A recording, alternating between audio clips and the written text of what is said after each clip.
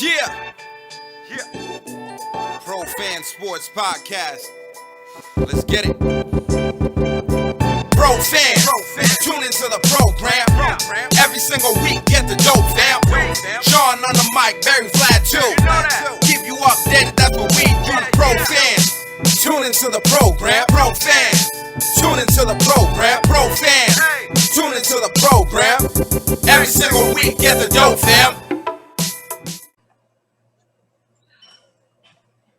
You good, Mike? Ready to go? Ready to go. All right, let's do it. Right. Should be asking us. He's the legend here. Right, exactly. right. Exactly. In the presence of a legend. That's right. You guys been smoking already? A legend. Okay. I'm coming on this show more often.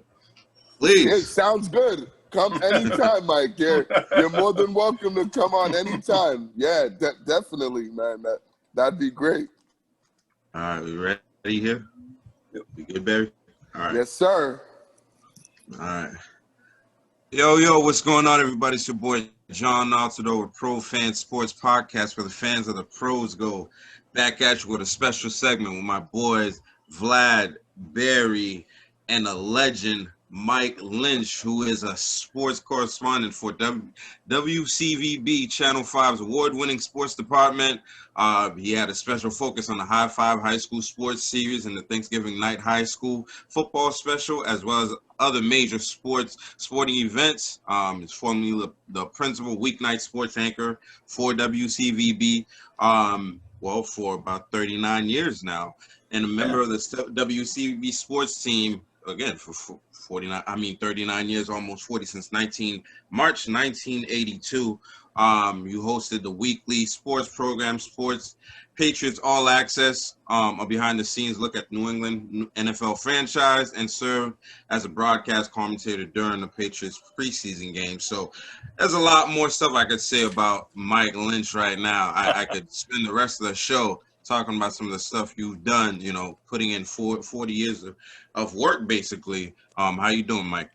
I'm doing very great, John. Thanks for having me on the show. I appreciate it. You guys do a great job. You get your finger on the pulse of what's going on, and it's always a good vibe when I check in and check you guys out. Thank you, Mike. We appreciate that. Thanks for the kind words. You people hear it, man. Mike Lynch, he pays attention to us. So Yeah, y'all might Mike want to Lynch start is paying spoken. attention to us. Yes. It's like, this is amazing, man. Again, thank you so much for coming on, on a Monday afternoon. Well, none of us probably have anything to do on a Monday afternoon anyway. Right. Yeah, there are no games on tonight, so Nope. we won't have any plans. No plans. So what's going on, Mike? How's everything with you? Everything's good. A couple of great Game 7s on Saturday and Sunday. Watched the Hawks and Sixers last night. I watched the Nets and the Bucks on Saturday night. And when you in the U.S. Open yesterday afternoon, when you get all these great sporting events, and Monday comes along, you said, "What am I going to do tonight? I got nothing to do, nothing to watch." So maybe we'll just talk till about 10 or 11 o'clock at night. How's that? Yeah, man. It was happy Father's Day weekend for you as well. If you are a father, I am. I'm a father. I'm a father and a grandfather, as you can probably see Good for you. behind So me. congrats. Like we always say, that's a nice crib you had. This is a real crib over here. So it's I have three daughters, and this is one of her old rooms, and she's got a bunch of kids. So when they come over, this is where they all take naps. So I get booted out of my little temporary office when they come over. So it's good. I get some good props over there. I got a Tom Brady jersey and a blanket with a bunch of all the Celtics championship years. That was through 1986. So we got to stitch another one in there for 2008. Are these all game-worn jerseys? No, that was a little one. The Brady jersey is a child's jersey. I bought them when I went to one of the Super Bowls for my daughters, and the stuff hanging behind me are, some hooded sweatshirts I collected over the years, and I'm just trying to make it look like a studio. I'm not really a good set designer. That wasn't my strength when I was there. So this is what you see is what you're going to get. There's a box of Flutie Flakes over here in the corner. Nice. That's awesome. That's cool. Wow. Cool That's stuff. awesome. Yeah, I like the setup, Mike. That's a really awesome and very nice setup for sure. And they got some nice props there too. For sure. It definitely was a great weekend of sports, man. 2 Game 7s. You know, we saw go to the wire. Well, one didn't really go to the wire, but you know, the Nets and Bucks right there. You know, the Nets. I mean, the Bucks escaped by what a little bit of toe right there. Yeah. Right. That was like that much. You know, I was so I stream the game, so I'm pretty much on an app watching the game. But sometimes the game is over before it shows up on the stream. So I'm on the app looking at it, and I seen 101.99, and I'm like, oh my god, the Nets just won and they turned back to 99.99. So that was definitely something. And I saw Barry at the bar after the game, and kind of like yes. kind of like hugged it out because we were both so happy that these guys are out of there. Since Celtics fans over here. Yeah, if Kevin Durant had one shoe size smaller, they might still be playing right now. And who knows? Right. It'd be a different story. It'd be the Nets and the Hawks. But yeah, I don't think anybody around here was rooting for the Nets after Kyrie. I tell you, I felt bad for Durant because he really put that team on his back. That 49-point game he had was just one of the classic greatest performances I've ever seen in the playoff game. I'm a Celtics fan, and I was actually one of the few Celtics fans rooting for the Nets. I wasn't rooting for Kyrie because I'm not a big Kyrie fan, but KD is unbelievable. To me, he's the greatest player I've ever seen played because I was too young to see Michael Jordan. Kobe is great as well, but Kevin Durant, his skills are just unbelievable. Every time he plays, he just amazes me. So I was rooting really hard for him, and it sucks that his shoes are that big. You know what I mean? It just sucks. Yeah, it does, and a good guy too. He's got a great foundation. He does a lot for charity. He's not a guy that he's not a big chest thumper and a screamer and a yeller. He just does his job, and he can do anything. He can play defense. He can play. He can stick the three. He can play down low. He can play the post. He can play in the corner. He can run. He can rebound. He's like a 10-tool guy. He's got everything. And that's why I love him. That's why I was rooting for him this hard.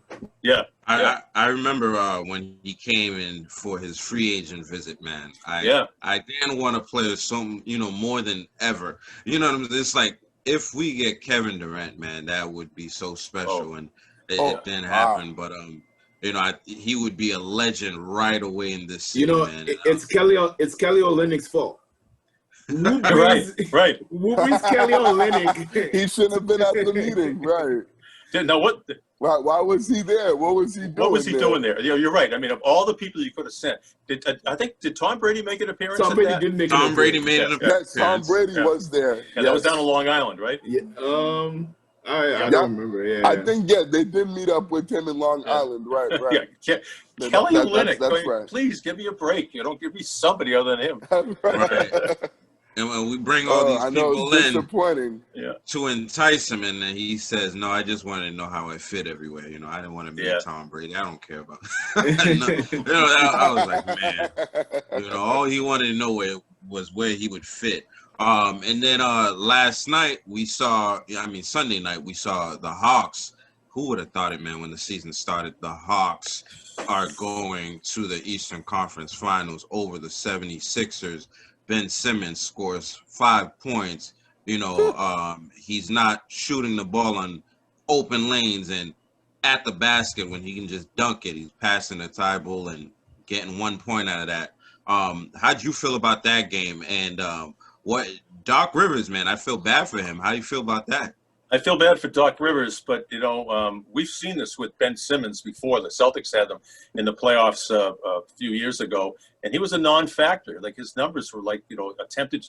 In crunch time, he just doesn't want the ball in his hand. It was never more evident last night when he was driving down to give a head fake, and all he had to do was he could have laid it off glass or just dunked it, and he dished it. As you said, they only got 1 point out of that break. And it was kind of sad to see him standing with a warm-up jersey on during the final minute of that game, because Doc knew that anybody on that bench could contribute more at that point. There must be something going on inside of him that I mean, most guys want the ball in their hands during crunch time. Most guys want to get up with the bases loaded, in the bottom of the ninth inning, or, the 2-minute drill going down the field. And Simmons just isn't that guy, and it's just part of his internal makeup. And I felt bad for him. I really did. Yeah, looking at him on that bench, it was definitely pretty sad right there. And Joel Embiid's comments too, in the press conference, saying that he thought it was a turning point when we could have gotten 2 points, and we ended up shooting free throws and getting 1 point. I mean, is he going to get traded this offseason? Well, do you want him if you're a coach of another team or a general manager? I mean, do you think a change of scenery is going to make a difference if this is something that's part of his DNA? I mean, I don't think so. That's so. Either that or they have some type of meeting with him, and maybe get him a sports psychiatrist. I mean, every team has one therapy. Now. Yeah, every team has one now. Yeah, they're gonna have podcast therapists in a few years, and we're all gonna be clients. We're all gonna be sitting on couches, after we do our podcast. Call me crazy, but I think Ben Simmons is a great player. He can't shoot, that's true, but he's thought as one of the best defensive guys in the league. And when he's playing well, he's playing well. And I think if you're the 76ers, you would need to get a lot to get rid of that guy. And I think somebody like us, the Celtics, we're beggars right now. And I think if we were able to get Ben Simmons, I think we all would be happy with that right now. Am I crazy saying that? Yeah, well, you just said call me crazy, so I'm going to call you crazy, Clay. Mike Lynch is calling you crazy. I don't want him on the Celtics because I've seen too much of this, and I saw it when the Celtics played him in that series. He just didn't want the ball, and his numbers in the fourth quarter were just horrible, and not even in terms of not making shots, attempting field goals. I mean, he's a big, strong guy who can go to the hole, and he usually has a mismatch over who's ever guarding him because he's so tall. And he should be taking advantage of that, and I just don't see it.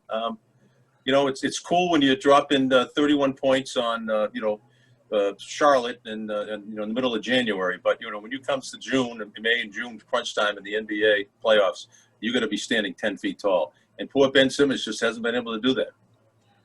Yeah, he literally just looks scared out there. It's kind of weird. It's kind of weird because you're an NBA player, man. You need to be shooting the ball, and he really hasn't even tried. And I've seen a lot of people compare it to Lonzo Ball, whose shot was terrible coming into the league. And every year since he's been drafted, he's just been getting better and better and better. And for a number one draft pick, and Ben Simmons it's definitely disappointing.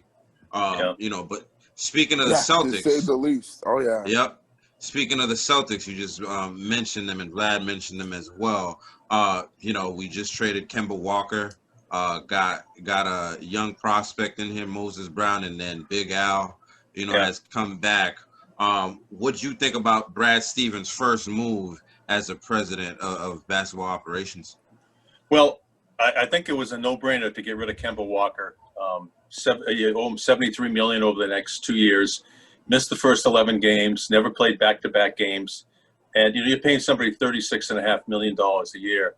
You got to count on him night after night after night. Now, the thing that kind of surprised me is Al Horford didn't get traded away. Al Horford left here of his own volition to sign as a free agent with the Philadelphia 76ers. So that tells me that he didn't want to be here. Now Brad Stevens is bringing him back. So I'm wondering if the common denominator here is Danny Ainge. Did Horford not like to being around Danny Ainge, but now that Ainge isn't gone, he sort of is okay with the trade coming back to Boston? I don't know. Does Brad Stevens think he has some unfinished business with Al Horford? He certainly is a good guy, and he's a leader, but he had a terrible year this year for Oklahoma City. In fact, he didn't even dress for the last half of the season, I don't think, did he? No, the last 30 games. For the second half of the year, they shut him down and just sat him down. Didn't even play him. But I thought the whole reason why he wanted to leave was for money. Yeah, well, $98 million. Yeah, and which he wasn't going to get from the Celtics. Yeah. But now he comes back here, and he'll be well received because he played hard and was was a good player here, and people, the fans liked him, and his teammates liked him.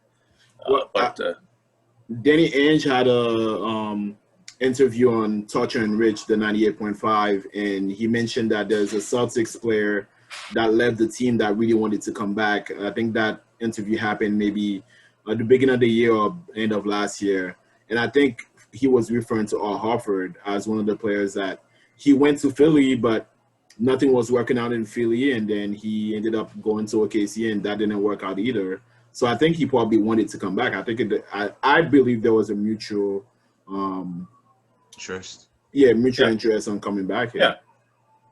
No, I think you're right. And also, we've seen so many players here over the years that were great players in Boston, very good players in Boston, and went to other cities because they thought the grass would be greener, and they just fell off the face of the earth.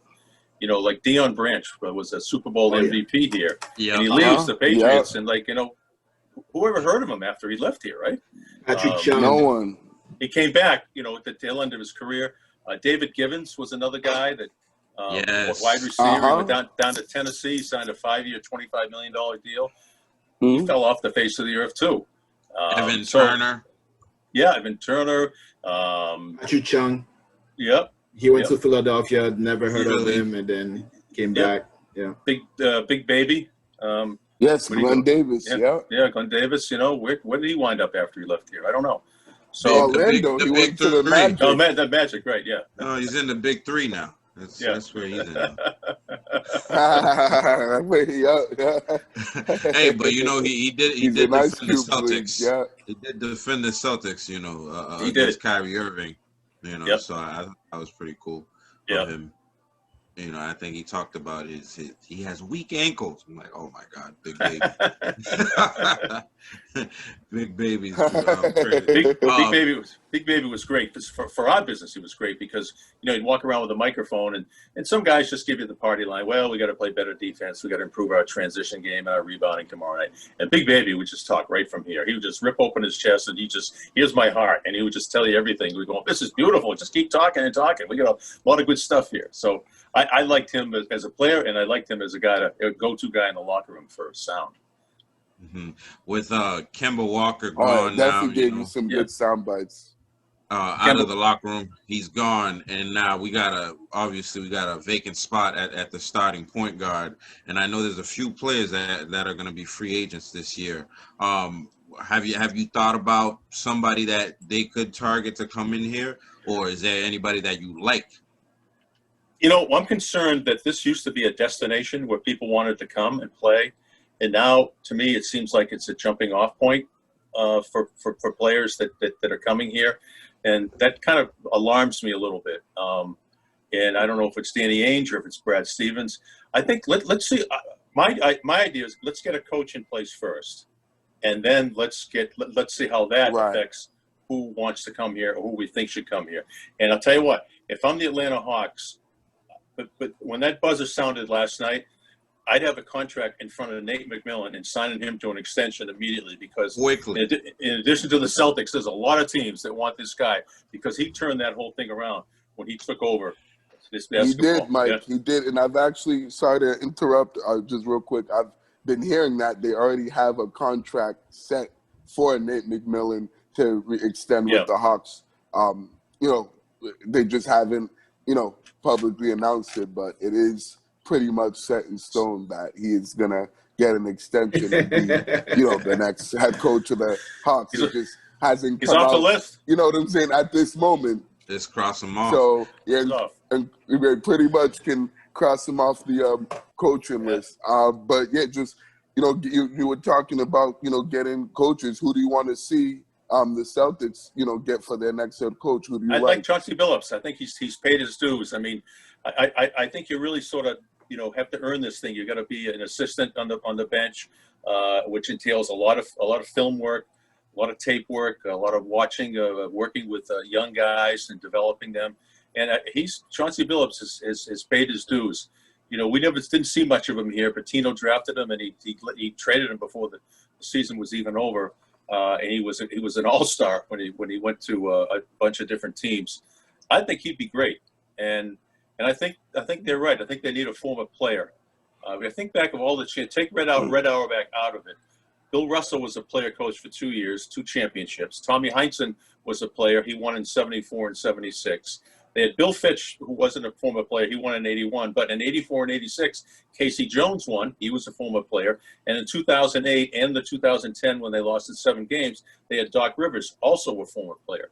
So I think, you know, other than like a Greg Popovich or a Tommy Thibodeau, I think the success rate of former players is climbing, getting very high. And I also think it's the respect factor of the players. They want somebody that's walked in their shoes and lived the life that they've lived and can understand and relate to them.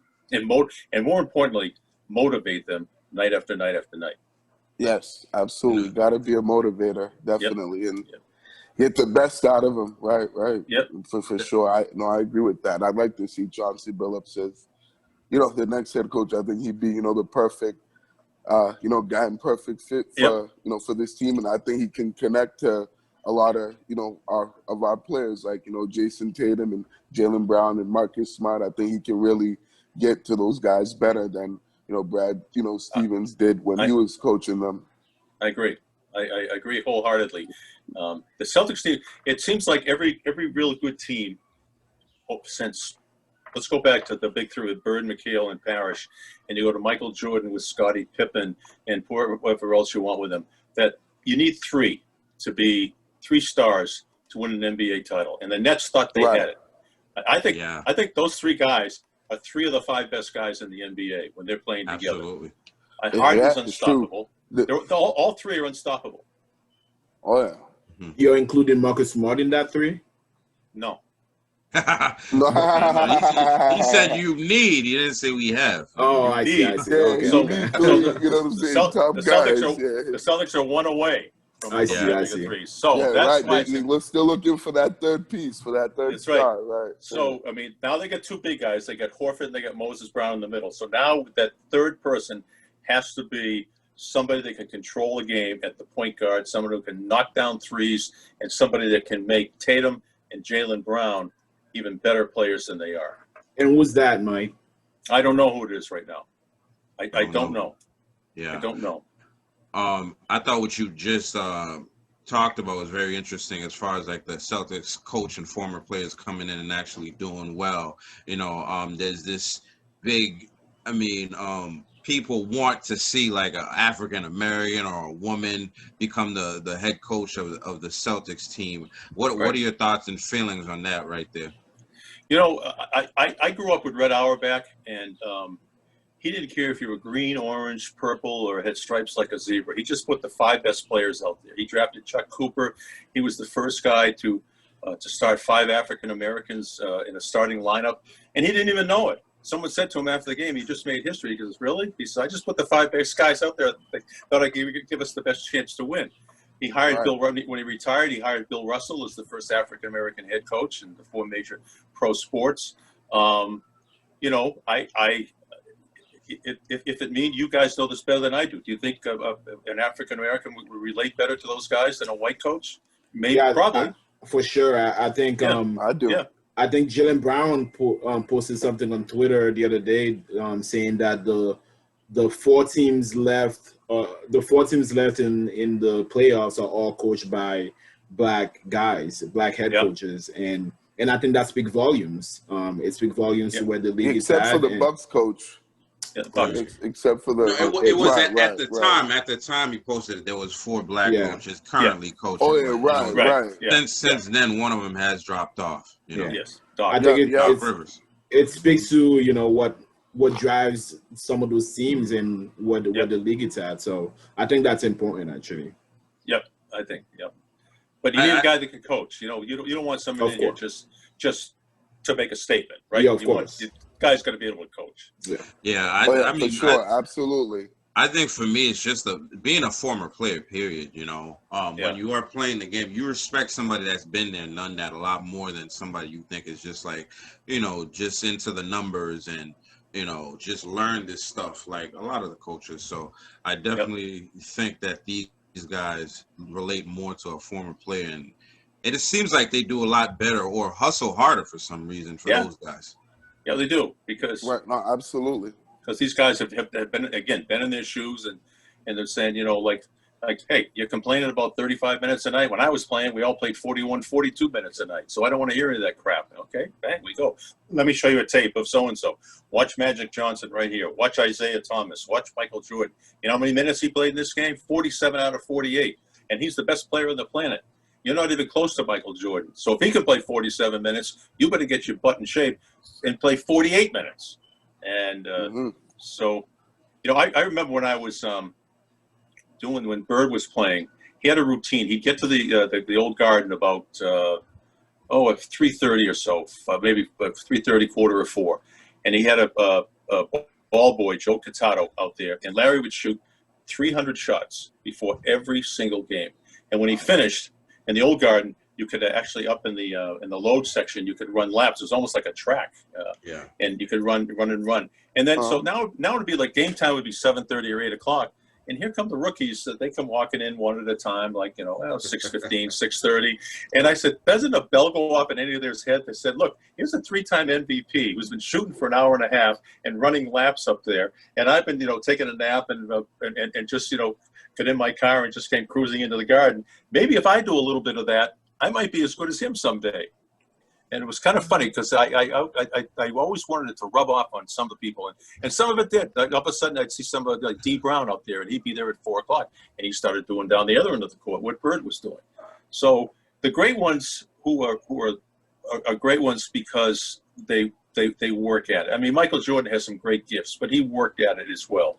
And and they lead by example, being the first one at practice, being the last one off the floor. Taking a rookie under his wings, or just, it's not, leadership isn't about yelling and screaming and chest bumping and, the Superman cape thing. It's about how you perform on the field and how you stand up to adversity. You got a night when you got 3 guys, with injuries that can't play. You only get 10 guys or 9 guys in uniform. Do you whine and make excuses, or do you just suck it up and reach deep and go to another level and perform better? And that's what leaders are. And there's a lot of them in the NBA. And I'm not sure the Celtics have one of those right now. I'd agree with that. Yeah, I'd agree. They don't. Yeah. No one on the roster who I think is capable of doing that at this point in time. Maybe they can grow into that, eventually as they mature, into, what I'm saying, a better player and a better leader. But at this point, they don't. And I think that's definitely one of the things they need this offseason is, more leadership, in that locker room and on that team without question. Because I don't know how good Al Horford is as a leader, because he didn't do really that good of a job, being a leader when he was here. And there was still, chemistry and locker room problems going on before he left. So I'm hoping that they can bring some guys in that can, definitely help, with that leadership aspect of this team. Yeah, I think, if we're thinking about some of the great players, like a Kobe Bryant, after they lost a game, he'd be back in the gym trying to put up more shots because he didn't have the best shooting night. And our guys, after we lose a game, we go and get eliminated. We go party with the guys that just eliminated us. So, it's I know. Times crazy, have man. changed. Times have changed. If could you, Kyrie Irving, now I'll give this, when he stepped on the leprechaun, he sort of wiped his feet off it. I'll give the Celtics, the benefit of the doubt that they were already in the locker room when that happened and they didn't see it. But certainly by the time Game 7 came around, the Game 5 came around down in Brooklyn, they knew about it and they read about it. And, if I'm Kevin Garnett would have taken his head off on the first time he came down the lane. Oh, yeah, absolutely. Remember when McHale did the Kurt Rambis out in L.A. and that? The same thing. McHale was playing that thing, or Kyrie came down, boom, clothesline right across the forehead. Whoops, I'm sorry, I was just trying to steal the ball. If you think about it, there was no more games left. Nothing. That was right. Your season was going to be over that night regardless. Like, what do you got to lose? Make him feel it.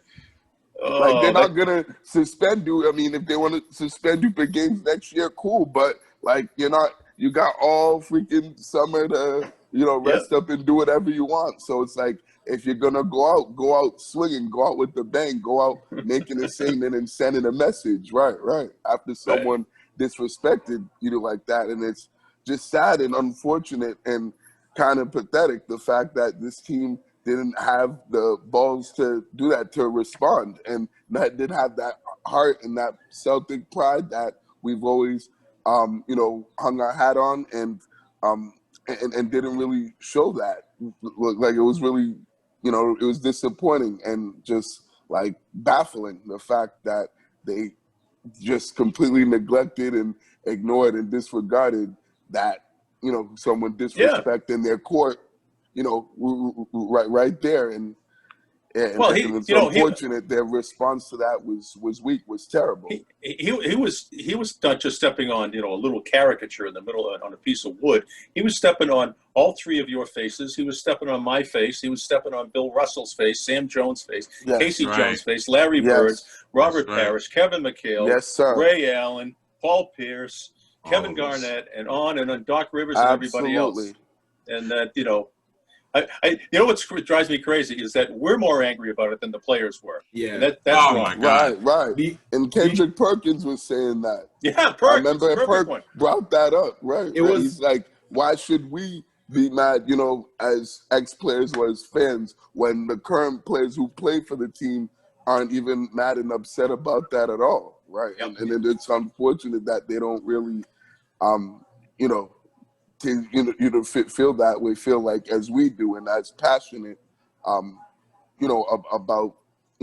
that logo and about the organization. You'd think they would, since they play for them and stuff, and they're the ones, going out there every single night having to perform, but they clearly don't. When I was in high school, we played against a kid from Danvers High School named Dana White. He was about 6'9", but he was all leg.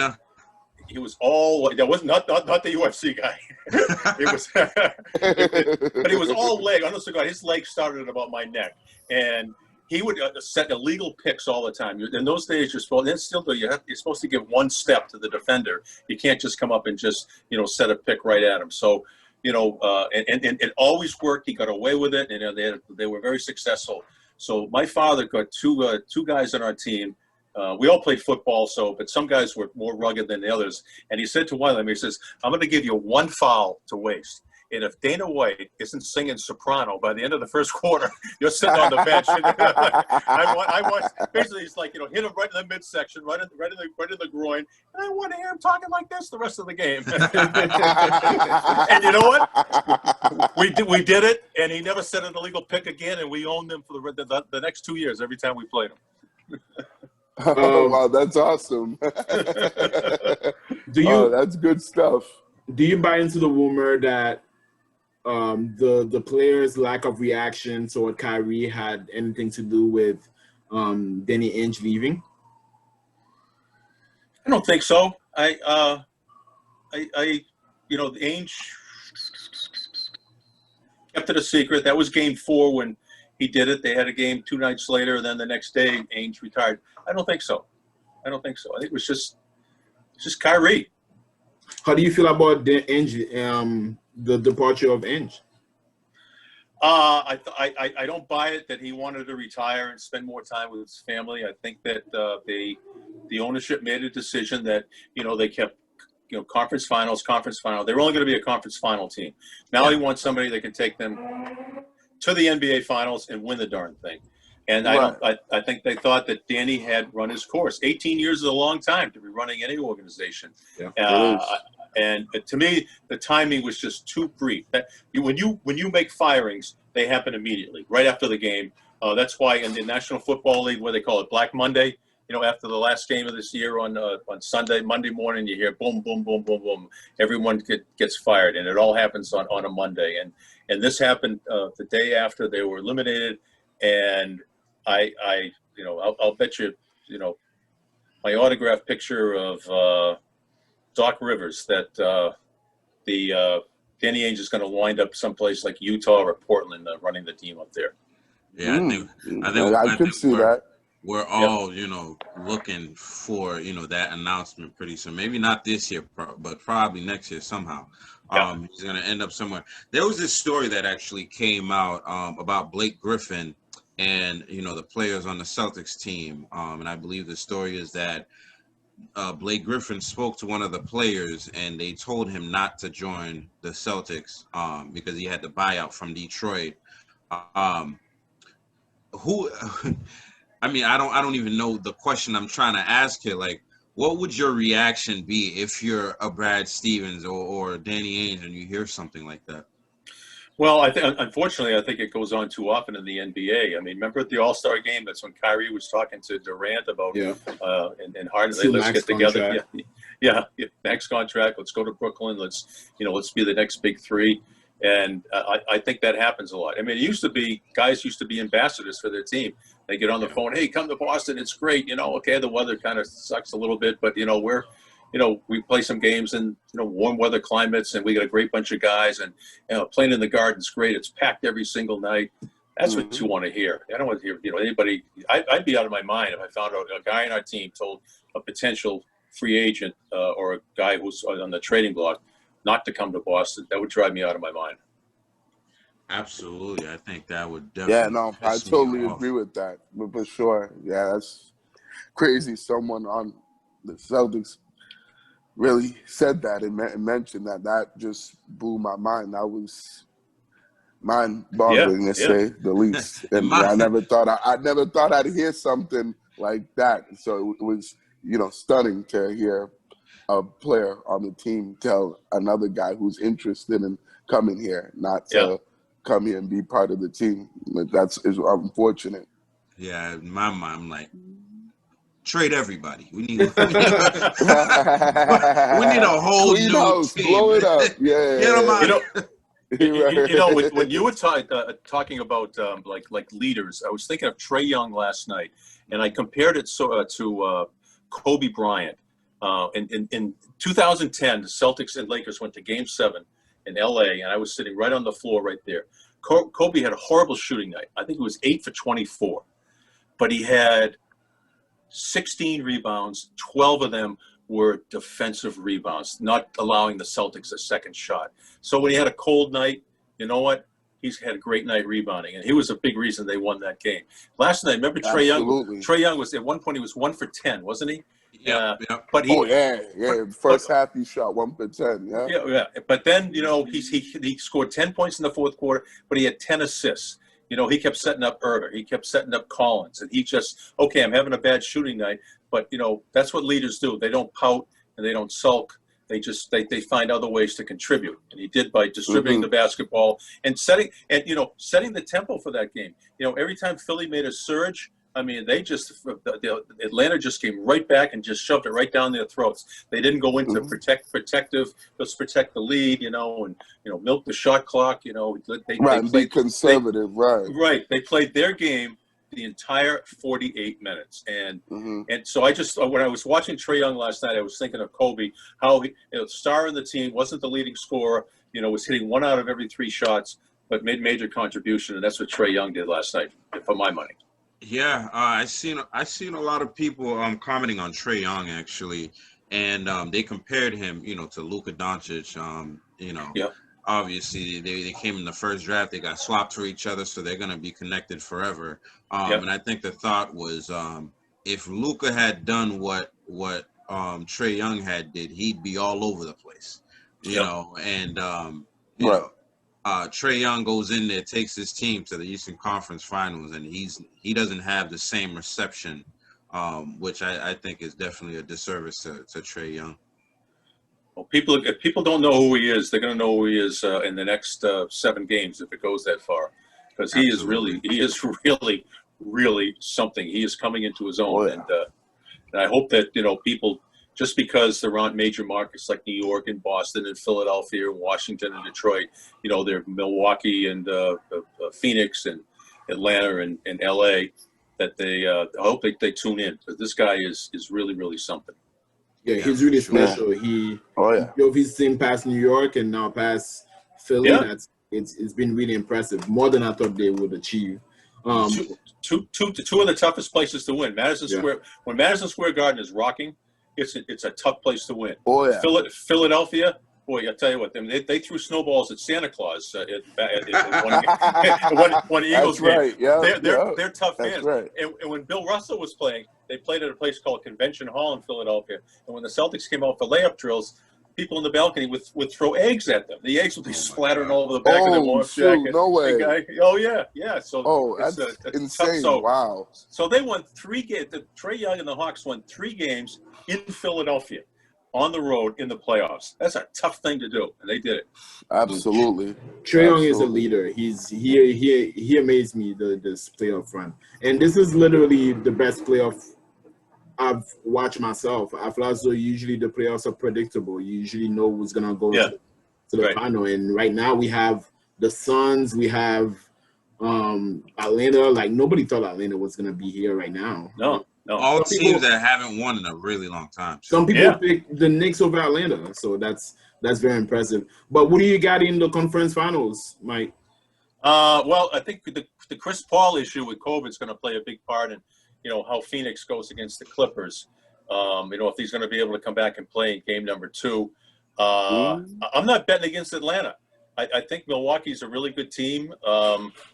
Giannis is really something, and I got my local guy here who I did a high five on from St. John's Prep, Pat Connaughton is a great athlete. I'm hooked on Atlanta. I just like the team. I like Nate McMillan. I like the way they play. I love Trae Young, and I'd love to see him going head to head with Chris Paul.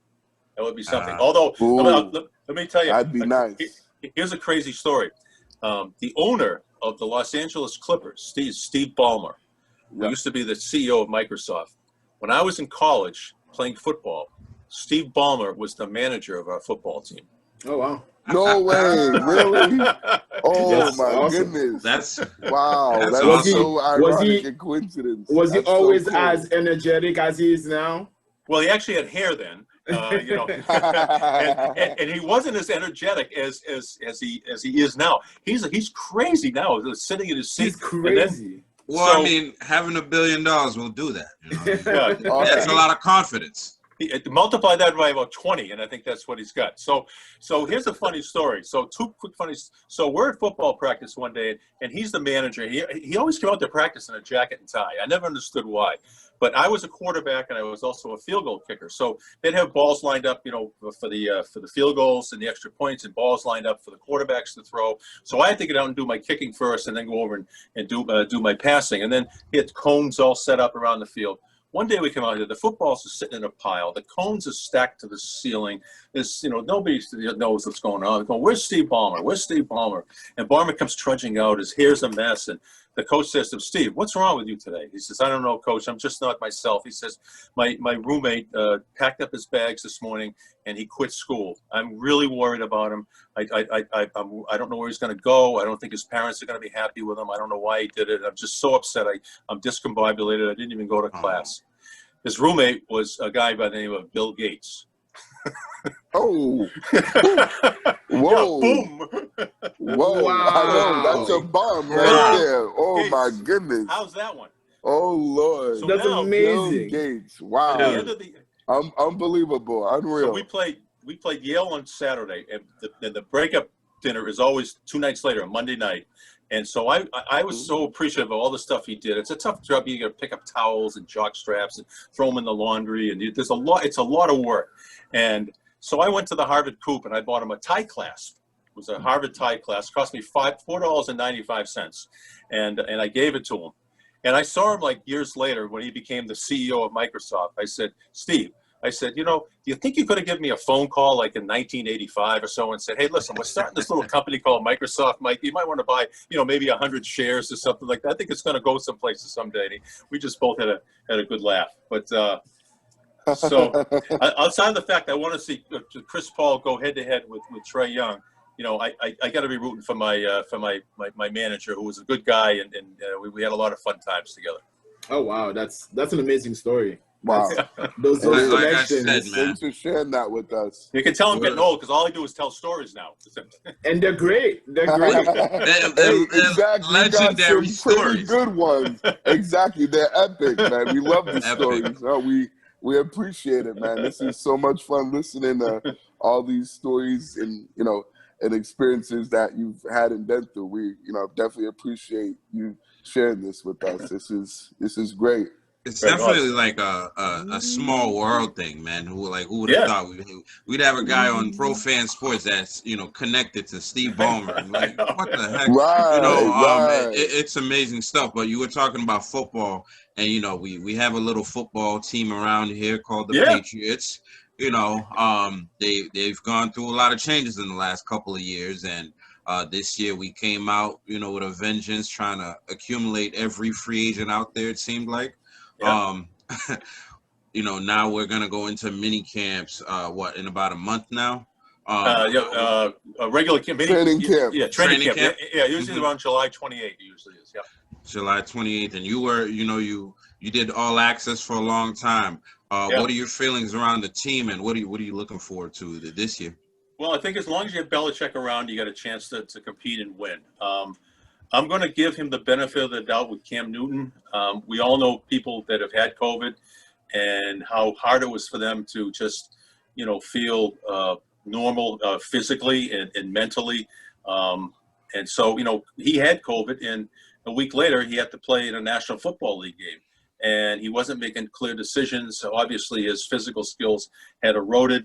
I worry about his arm strength. That's something I worry about a little bit. But right now, Belichick is just saying he's his quarterback. And he's going to be his quarterback on opening day. So, but knowing Bill Belichick, he usually does the complete opposite of what he says, because he grew up in a military background. His dad was a coach at Navy, and of course, number one rule is you never let any secrets out to your enemies, and you never tell them any of your plans. And if I always made a joke, I said if my hair was on fire, he wouldn't tell me it was on fire, because it gave him an advantage in the interview.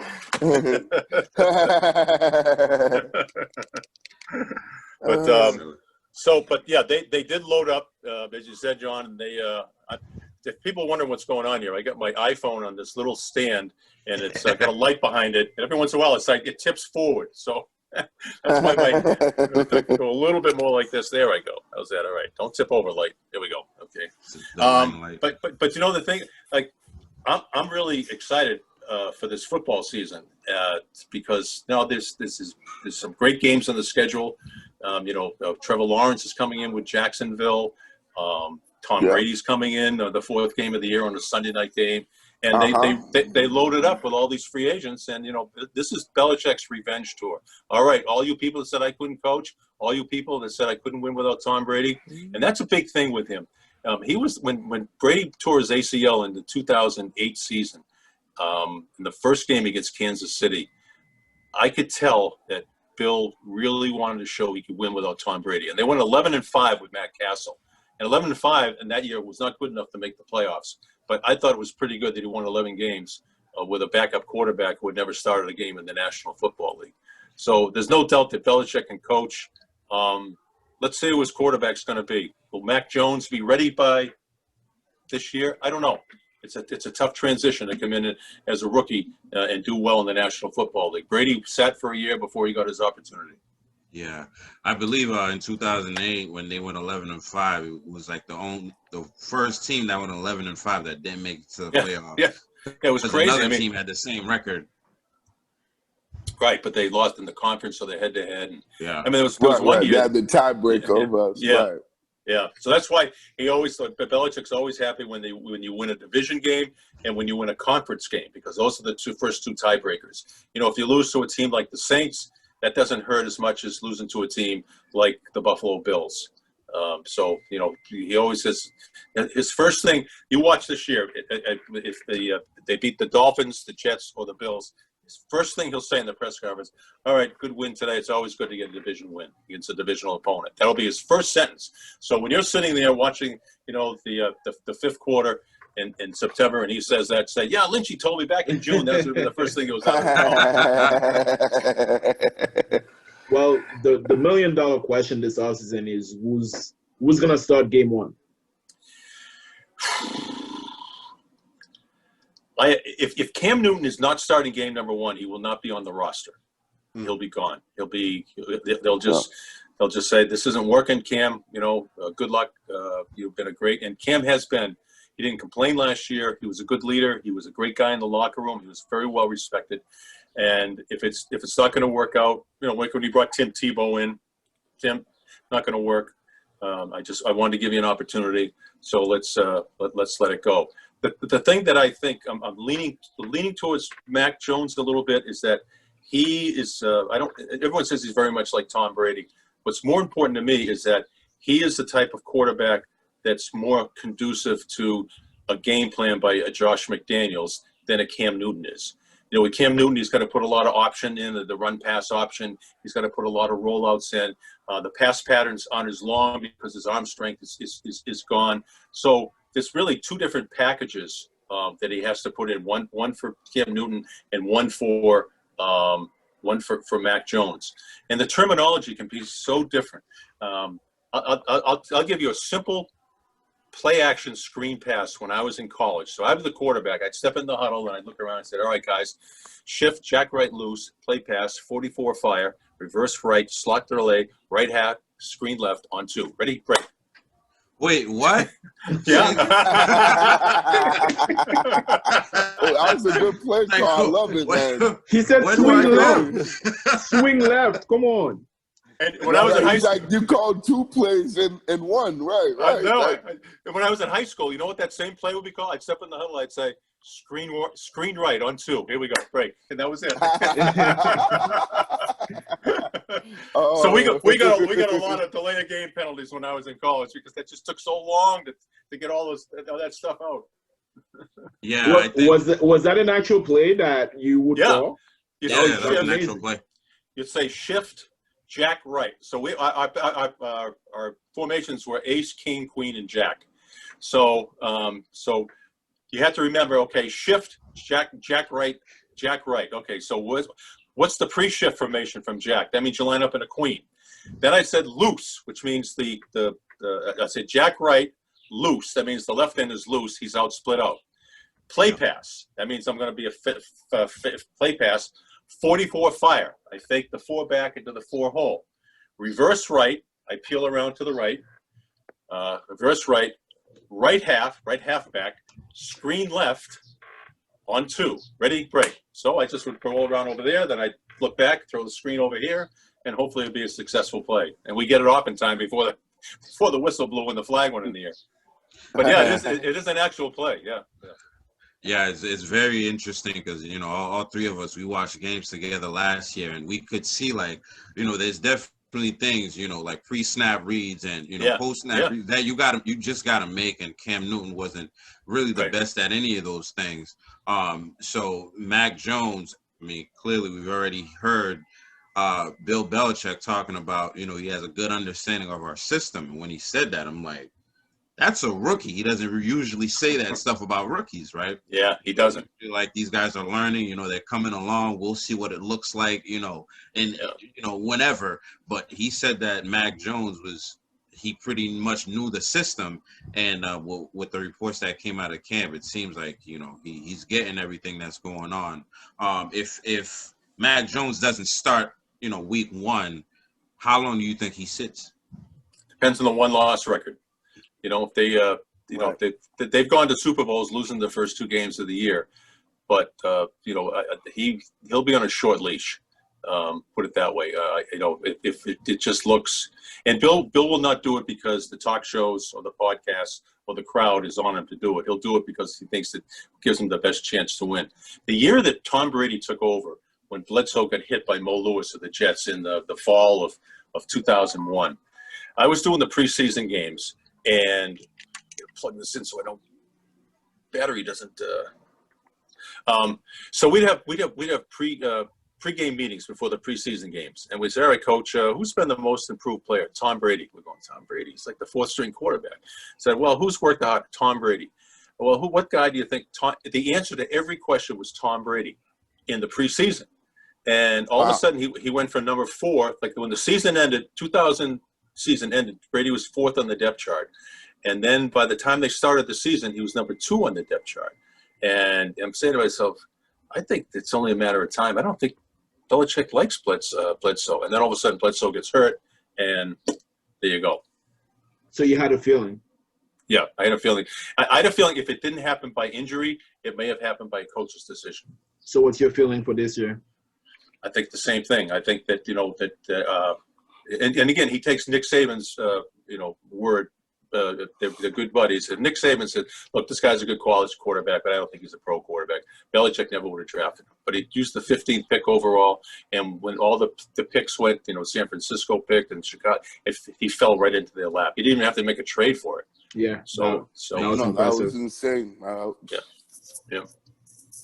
Yeah, we were watching that live when it happened.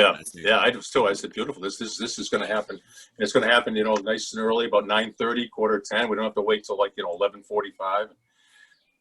We always used to. Exactly. That was the beauty of them having the 15th pick as opposed to the 30th or the 32nd or 30, first we pick, trade out of there. when they usually have it when they go deep into the playoffs. So it's nice to have that pick come at a reasonable time, but we don't have to stay up too late, and we can still go to bed and get a good night's sleep. Well, we used to have to. He wouldn't interview until after the pick was made, so they'd make the pick at 11:40 something, and we'd be down there just. And all of a sudden, at 12:15, here comes Belichick, out to give a couple of comments, and about who they just picked, and said, well, we'll just see. I don't know. He might be a good player. And, it's a little different, National Football League. That's a good impression. We waited all night. We waited all night for this. That's so funny. I think they took 7 seconds to put that pick in when it came. It was so fast. It was so great. Fast. I was so happy. I couldn't believe it because I was like, he's not gonna do it. He's not gonna do what everybody expects him to do. But he did it. Quick as in. One of the storylines, around the Patriots, some offseason so far is Stefan Gilmore. Yeah. It's reported that he's on a holdout. We don't really know, because these guys don't really say much, especially Stefan Gilmore. What do you think happens with Stefan Gilmore? Should we keep him?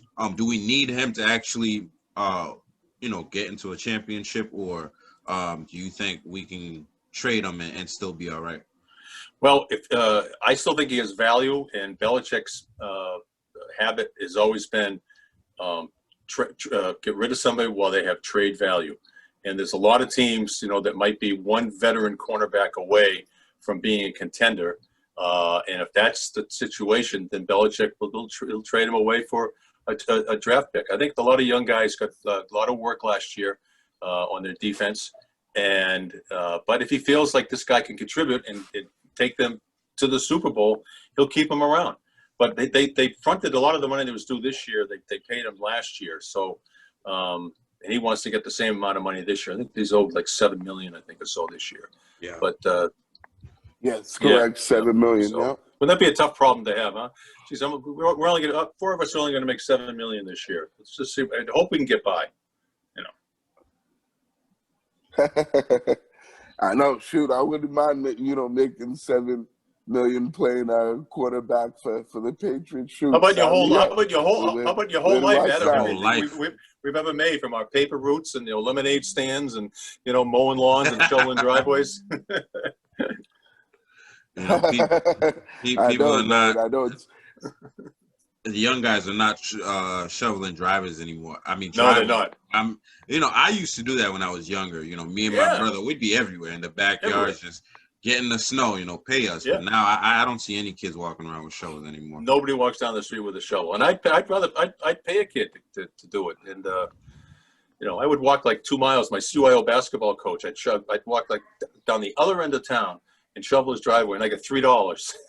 And then it took me a half hour to walk down, a half hour to walk back. And I would then I got $3 from somebody up the street, so I'm throwing it up in the air in my bed like I'm a millionaire, and there's $600 bills that are floating down. Times have changed. That's funny. $3 nowadays, Yeah, they probably cuss you out. Yeah. Can you get a cup of coffee for $3 today? I'm not a coffee drinker, but can you get one for $3? Barely. Yeah. You can get a small iced coffee. Yeah, like a small iced coffee. Right.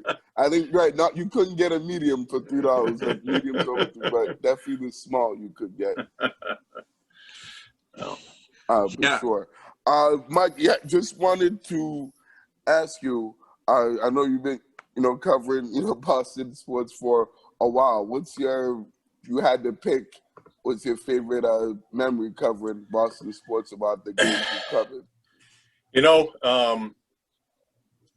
I went to the very first Patriots game in 1960 at BU Field against the Denver Broncos. My dad took me. I was 7 years old. Did you say you went to the very first Patriots game? Yeah. It was played at BU's Nickerson Field. Wow. A legend. Wow, I said legend, Exactly. That's amazing. Yes. They played on. Lynch is the GOAT, guys. He's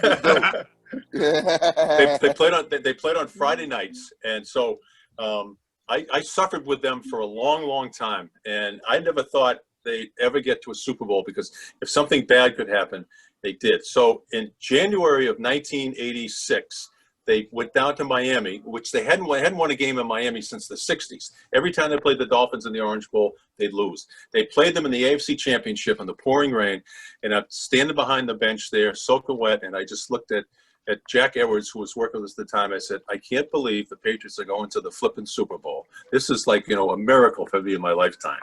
So that was a big moment. Watching Vinatieri kick the field goal was a big moment. The one against Oakland and the one to win the Super Bowl against the Rams.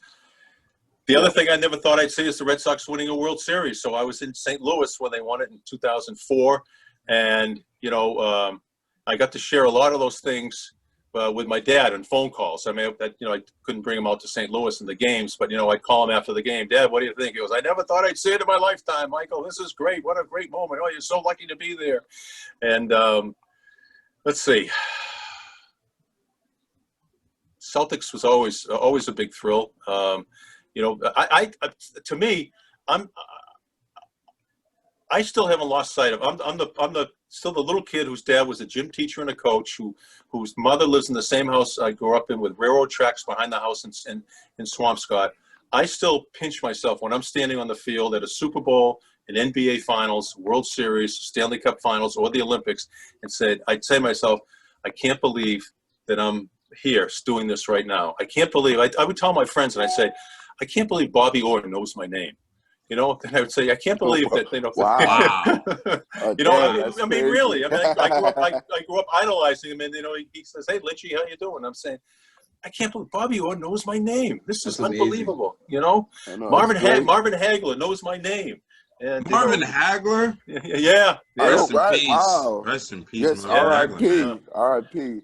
I spoke at his memorial service a couple Sundays ago. It was about 95 degrees. Wow, really? That's awesome. Yeah, his mom asked if I would come down and say a few words. So I was kind of honored because Stephen A. Smith was one of the speakers. And, I did hear about that. Yeah, he was great. And Al Bernstein, who called the Hagler-Hearns fight, and Thomas the Hitman Hearns, who fought Hagler in one of the greatest fights of all time in 1985, only lasted 3 rounds. You got to watch it on YouTube. He showed up unannounced, which I thought was really a classy move. He didn't have to be there. And in fact, when they were showing highlights of Hagler's career, they showed a lot of, Hagler, knocking out Tommy Hearns. Yeah. I thought that was a pretty classy move. So, Super Bowls, I'm just a lucky guy. I mean, I have to pinch myself. It's like a fantasy that, that I went to all these things and I got to cover it and got in free and got paid for it, which was pretty cool. But so I'm a lucky guy. I've seen a lot and been to places that, I only dreamed about as a kid. And so I'm lucky. And I get to be on your podcast too, which is right now the highlight of my podcast career. Hey, yes. Mike Lynch just said that. Oh, man, my podcasting career has been made. Mike Lynch said that. Oh, my God. That's the highlight of my podcasting career right there. Absolutely, man. Absolutely. No doubt. We gotta... did you have a question? I had one last question that I wanted to ask Mike. I mean, we can keep going, for sure. Yeah, no doubt. I just wondered if you had a question, but I mean, I'll ask my question anyways. No, I mean, being in this industry for 40 years now, you know, you definitely seen a lot of stuff, right? Was this what you set out to do for your career? If not, what was it? Well, I always thought I was going to be a professional, like we all did. I thought I was going to be a professional football, basketball, or baseball player. Football. I did get invited to the rookie camp with the Cowboys and the San Diego Chargers, but I had to pay my own way, and it was as a field goal kicker. And I was a straight-on kicker. I had a square toe. And I said, I can't kick with these soccer-style guys. These guys are knocking them through. From my longest one I ever made in a game was 48 yards, and that was with like a hurricane behind me. So so then I thought my plan was to go to law school and be a lawyer. But, you know, I had this real bug. I always thought that I listened to all the broadcasters growing up, and I said, boy, what a great way to make a living. I said, this guy's a great broadcaster. I'd like to be like him. I'd like to be like Kirk Gowdy and Jim McKay. And then over the years. So I befriended a guy named Ned Martin, who did Red Sox baseball, a great radio broadcaster. But he also broadcast our Harvard football games when the Red Sox season ended. So he'd come to practice, you know. I said, hey, what's Jim Rice like, you know? Tell me what Dwight Evans is like. What is Carlton Fisk like? And so when I graduated, I got a job as a spotter for $10 a game. And I said, okay. So I was a bartender. I was a basketball referee, a baseball umpire, and a substitute teacher. And I was living over in a 3-decker in Somerville. And so the first game was in New York City against Columbia. And they said, we can't bring you on the road because we're not going to pay you expenses. So I found a flight on Eastern Airlines, round trip on the weekend, on the same day for like $49. So I took it down. When I was on the curb, I saw somebody from Boston. Hey, Mike, you going to the Harvard game? Yeah. Oh, hop in our cab. So I got a free ride there. I got to Baker Field at Columbia, and I climbed the fence and hopped in, snuck in the back way, and I went up to the press box and talked my way in there and sat right down next to Ned Martin. He says, what are you doing here? And I says, well, I'm here to help you keep the stats. So in the middle of the game, there was all kinds of, like that play I just called, there was all kinds of stuff going on there. He says, we don't know what the heck is going on in the field, but we have a former Harvard quarterback right here who does. Mike, what is Harvard trying to do here? And he just put the microphone in front of me. And if he had given me a 1-minute warning, I would have been up. But, you know, I uttered 3 or 4 sentences. 2 or 3 weeks later, Harvard's playing at Cornell. His partner gets sick. Mike, I got to fly on the team plane. I got to stay at a hotel and be his partner. And then they hired me for the rest of the year. And then the radio station that was doing the games hired me. And then it became very intoxicating. And I said, you know, I think I can do this. I think, you know, if I keep learning, practicing, I recorded myself. I spoke in front of a mirror to see what other people, this is before video cameras, to see what I would look like to other people. I'd play the tape back audio-wise to hear what I sounded like, and everything was like, well, the quarterback and the flanker, you know, are in the yard and the car. And I said, got to get rid of the Boston accent, you know. Boston accent. Yeah. So anyway, and I stumbled. Here I am. I wound up at Channel 5. So I mean, what a lucky guy I am to do it in the town where you grew up in. You don't have to Google anything. You don't have to fake your enthusiasm. Yeah. You know, you've either watched it, lived it, or you're at the game yourself as a kid, and it made it really easy for me to have enthusiasm every single night. I'm not sure if I went to a place like Houston or Atlanta, if I would be as passionate about those teams. You know, working in a city where you grew up. Wow, that's an amazing story. No, that is amazing for sure. Now, I wanted to ask you, Mike, for as far as advice and, you know, any suggestions and things that you would give to someone who's looking to get into, you know, the sports, you know, broadcasting and, you know, journalism and reporting, you know, industry like yourself, and be able to have a long, you know, successful and, you know, great career that you have. Like, what are some things that you would say they should do, you know, for them to be able to, you know, be where, you know, where you've been and do what you've done? Well, I'd say, you know, if you're in college, because try to get an internship with a TV or radio station or newspaper. You can learn more in that than you'd learn from any classroom on journalism. Just walking around, observing people, you know, the riding in the TV truck with them, watching how they put a show together or a story together. Read, and when you're sick of reading, read some more, because, you know, a person with a good vocabulary is a good communicator, and we're in the communications business.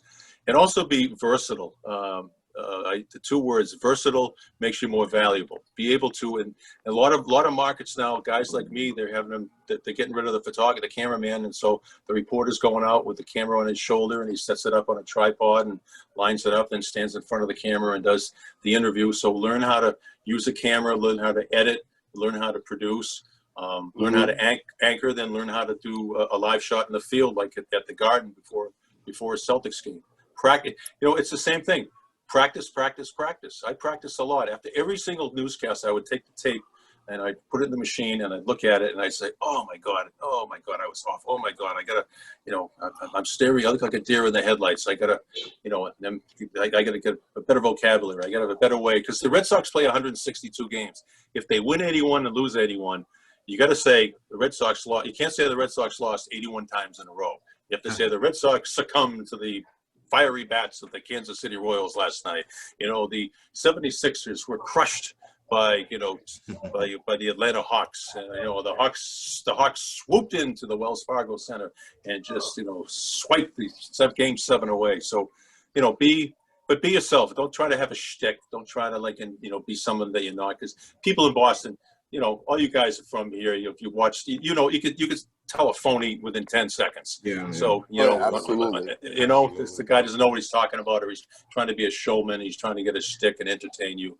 I always was told, don't talk at the people, talk with the people. Pretend that you're being conversant with them. Don't tell them this is what you know and this is the way it should be. I never was like that. I always tried to say, were you thinking the same thing I was thinking when you were watching this game tonight? Why is Marcus Smart putting up 13 3-point shots? And I hope you're sitting at home going, I was thinking the same thing, Lynchy. Why is he putting up 13 shots? And then I'll get into a soundbite with Brad Stevens, which I asked him the question, why'd you let him take 13 shots? We get the answer. Yeah.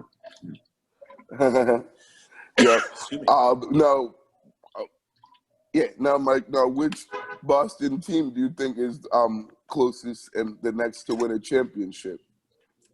If you asked me 2 months ago, I was going to say the Bruins. Yeah. Absolutely. Yep. I would have said that too.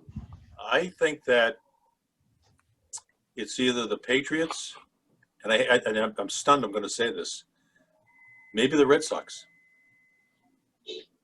Really? Yeah. The Boston Red Sox? Yeah. Hey, number one in the AL East. Closer to a championship than the Bruins and the Celtics? Yeah. And let me ask for a clarified question. Is that because of the way they're playing this year, or is that because of how unpredictable the Red Sox can be sometimes? It's because the way they're playing this year, and I picked them to finish next to last, just above Baltimore in the American League East. I thought they were horrible. I thought we all did too. Exactly. Yeah. We all said it on this podcast. Yeah. So we're going to be terrible and have an awful season. Right. Now, if the Celtics can pry Kevin Durant away from the Nets, then I'm going to change. I got to come back on the show and give a different answer. Yeah, for sure. Yeah, I hope that happens, but I'm sure that won't be happening anytime soon. But we can always dream, though. Speaking of the Red Sox, I saw earlier before we got on the podcast, Jake DeGrom was getting checked by the umpires. They were checking his hat, checking his gloves, checking his belt. Yeah. Because of the crackdown on the the substances the pitchers are using. As a guy that's the sticky stuff. You've seen a lot of baseball throughout your lifetime. And there's this debate about pitchers not being able to pitch anymore, or there's a lot of pitchers that are just throwers now. What do you think about what's going on right now? And go ahead. They're using it. They're using the stuff, and if it's funny, what's his name from the Red Sox, Garrett Richards, his numbers have been horrendous since this crackdown came, and unbelievable. And it helps. I mean, I was a pitcher for a while in college, and and I never knew if you just put a little bit of saliva on the tip of your finger, it can make the ball. Sometimes if someone's really good in wiffle ball, they can make that ball. It's coming in right at you, and all of a sudden, it's coming. I'm going to clock this out of the park, and all of a sudden, boom! It just dips for no apparent reason. So that's when you put a little bit of substance on it. That's what can happen.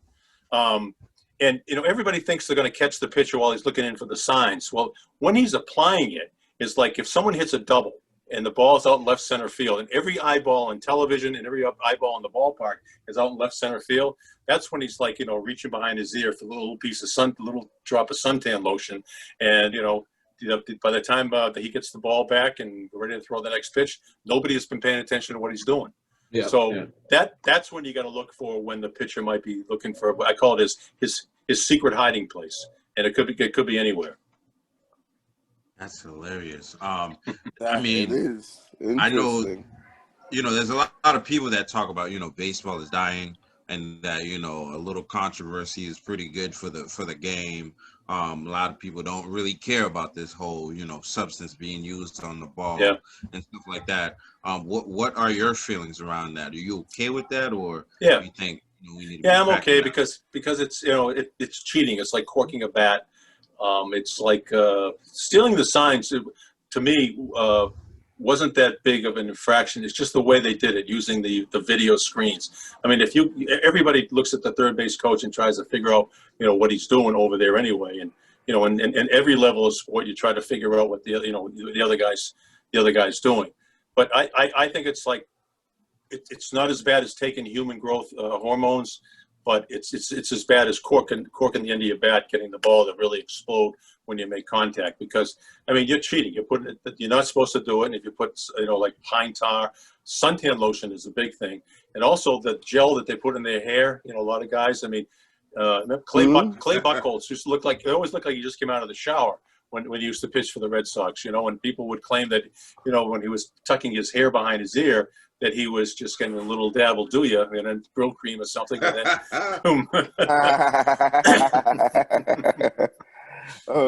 No, it's funny because I've actually seen Clay Buchholz in person. I just ran into a bar in Boston one night, and he legit had his hair just like that. Just that same way he does during the game. His hair was exactly like that at the bar that I saw him. So it's pretty hilarious that, you know, you bring that up, but it's true. Though I never knew that's like what it was. I thought that was just some trying to hair gel. He's just trying to look good, you know what I'm saying, on the mound, and just trying to, you know, make sure, you know what I'm saying, his hair's all right. But I guess that's what it was. I would have never thought that if you didn't mention that.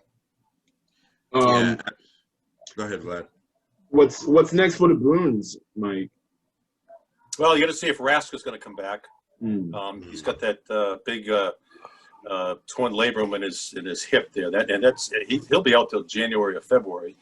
So they go with the backup goaltender. They get a lot of guys that have been around for a long time, like Bergeron, Marchand. And I think, you know, they missed it when Kevin Miller, the defenseman, went out. I think they lost a lot of their toughness. And I think that's what cost them the series against the Islanders. They just weren't as tough as the Islanders, just as they weren't as tough as the St. Louis Blues 2 years ago when, you know, St. Louis got a little bit physical. They banged up Matty Grzelcyk pretty good one night and turned the whole series around. So I think they don't need a goon, a guy that fights, but I think they need a tough, physical enforcer that people are afraid of. And like Chara was. I mean, who's gonna tangle with a guy 6'9", 250? You know, now on skates he's 6'11", 250. Yeah.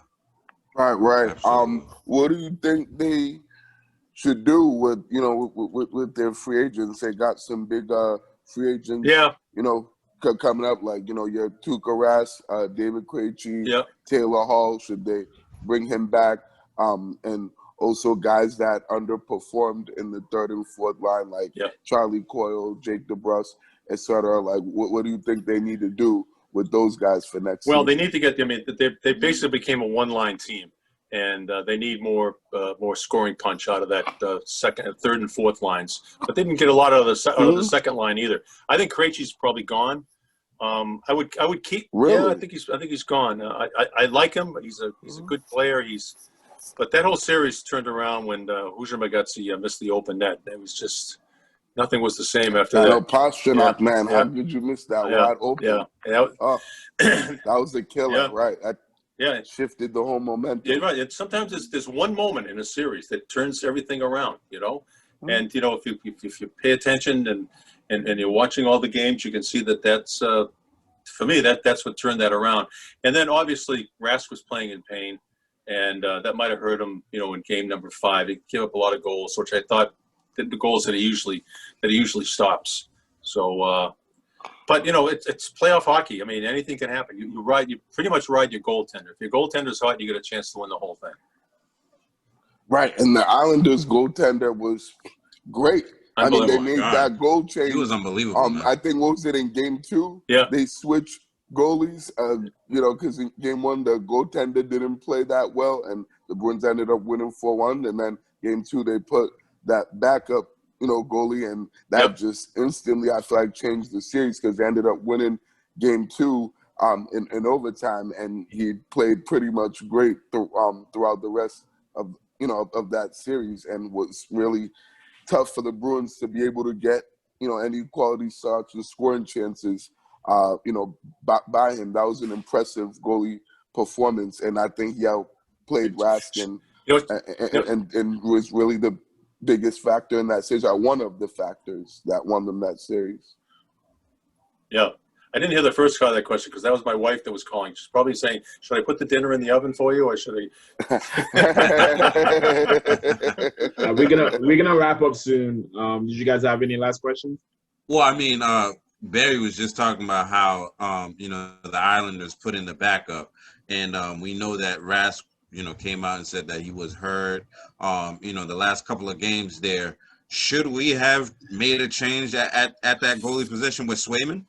You're probably right, John. I think, the goalie's got to, I mean, every athlete says, I can go, and even when they can't go. They got a great medical staff on there. Peter Asnes is a great guy. He's the head of sports medicine at Mass General. And they work him out in the morning. They do all kinds of drills. If his range of motion, if his lateral motion, if he's unable to do that butterfly where you split and you go down, and they'll just say, you can't go. But but when you hear that afterwards, my nephew had a torn labrum. He plays hockey at Syracuse, and he was on crutches for like 6 weeks, and he had it in August, and he couldn't play till February. And it's a tough injury to come back from, and it's a tough injury to be mobile with. I just had my hip replaced about 3 months ago, and I'm just starting to feel normal right now. It's so. But they're hockey guys. Hockey guys, I mean, if it was a baseball guy, he'd be on the 60-day disabled list with, a splinter in his finger. But, hockey guys, throw some stitches in me and get me back out on the ice. So that's how they are. That's their culture. That's why they're some of the nicest guys to deal with, because they're tough and they're like us, Put me in, coach. Absolutely. Right. And it's crazy because Joe Murray, who we had on last week's podcast, was mentioned that Tim Thomas had a torn labrum.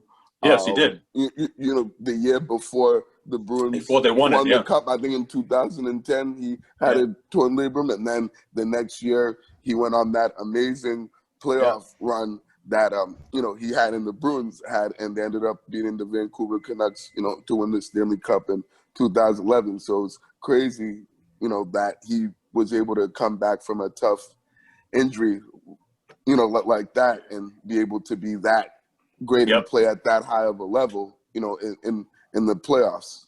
Yep, absolutely right. Absolutely right. Yeah, I think my last question is: you think you can put a call to your old, sports manager and have him fly us for a game? Yeah. Say, come on, Stevie, just send a plane. Come on, man. We'll do the show from Staples Center. Oh, man.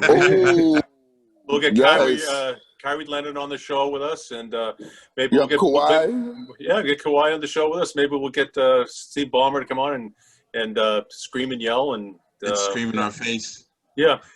I know. Imagine him as a guest too. I know that'd be crazy, but sure, right? That'd be a funny episode. It'd be awesome.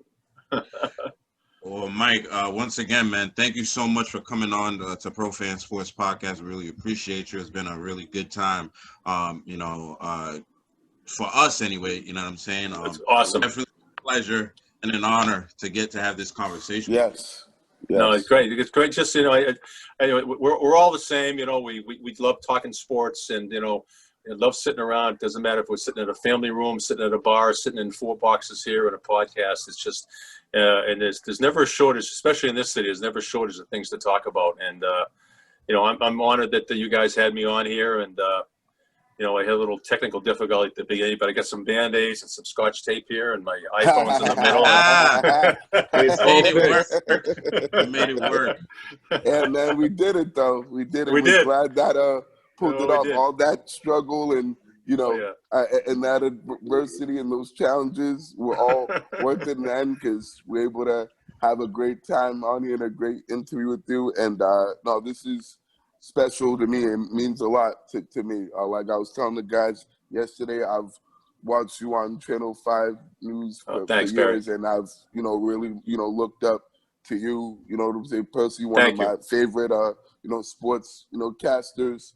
And, you've been, great at what you do for a long time. So for you to come on this podcast and be on with us, to me personally, it means the world to me. It means everything. And I'm extremely grateful and appreciative that you were able to come on today and give us your time and, be on the podcast with us talking sports and, and sharing us your great stories as well. It was an absolute pleasure and a privilege, to be on the same podcast as Mike Lynch. I can't believe I just really said that. That's sinking in. I'm still processing that. Right. I'm still trying to, get take this all in, bit by bit. But this was really great, man, and I really appreciate you, Mike, and everything you've done in your great and successful career as a sportscaster. Oh, thanks, Barry. Appreciate it. John, thanks, and Vladdy, thanks for having me. The feeling's mutual. I'm honored you guys chose me to come on and just talk sports and just trade stories and a little bit of knowledge and how we feel about things, and onward and upward. All right. Thank you for coming on. Yes, really sir. Appreciate it. Hey, actually, Mike, thank you so much. Actually, one last question. What there's always one. Out of the 4 Boston teams, which team is your team? Which one would you say is your top team? Always the Celtics when I was growing up. I was Sam Jones in the backyard, and then I was John Havlicek, and then I was Larry Bird, and then I was I was Ray Allen, and they were my team. Basketball was my sport when I was growing up. But it depends. I played all of them, when I was a kid, and so if you ask me in the fall, I try to say the Patriots, but they just weren't very good, So the Celtics had a tough season last year. When I was a kid, by the time I was 16 years old, the Celtics had won 11 world championships. So they won it like every year I was alive almost, and so I got kind of spoiled by them. Yeah. And so but it was naturally it was great to like them, and I had a lot of heroes in those teams: Bob Cousy, Sam Jones, Casey Jones, Satch Sanders. Loved all of them. Yeah. If you had to pick one, who was your favorite Celtic? If you had to pick one Celtic, I'm going John Havlicek. I thought he was he's just the ever ready battery. He just keeps on ticking, and he could do it all. Yeah. For sure. So we'll be looking. One of the all-time greats, no question. Yeah, we'll be looking to bring you on when the Celtics start things back up in the fall, man. So again, thanks absolutely. again. He will be on again, definitely. Have a great night, Mike.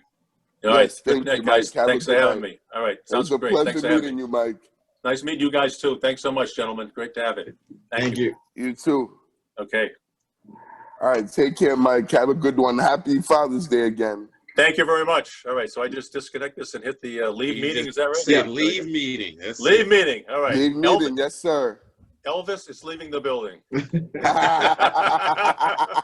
Bye-bye. Bye. Bye, Mike. Wow, that was awesome. Yes.